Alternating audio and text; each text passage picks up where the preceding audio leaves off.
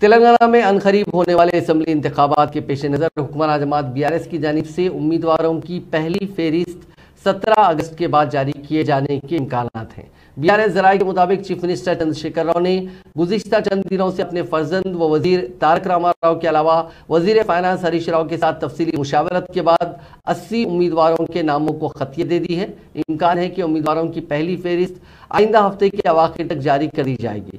ذرائع نے بتایا کہ ریاستی اسمبلی کے 119 حلقوں کے من جملہ 80 تا 90 حلقوں میں امیدواروں کے انتخاب کا عمل مکمل ہو چکا ہے، جن میں اکثریت موجودہ ارکان اسمبلی کی ہے۔ چیف منسٹر چندرشیکھر راؤ اپنے موجودہ حلقے گجویل سے ہی دوبارہ انتخاب لڑنے کا فیصلہ کیے ہیں۔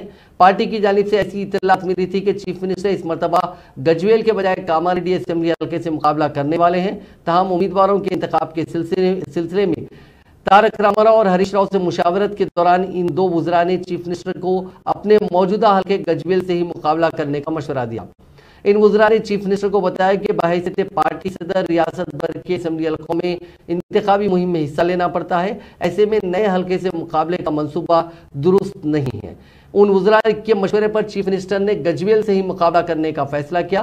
ذرائع نے بتایا کہ چند حلقوں بشمول دباک سکندرآباد کنٹونمنٹ میں امیدواروں کے انتخاب کے سلسلے میں قطعی فیصلہ نہیں ہو سکا، اور جن حلقوں میں کانگریس اور دیگر جماعتوں کی نمائندگی ہے ان حلقوں میں بھی اس مرتبہ طاقتور امیدوار کو مقابلے میں کھڑا کرنے کا منصوبہ تیار کیا گیا ہے۔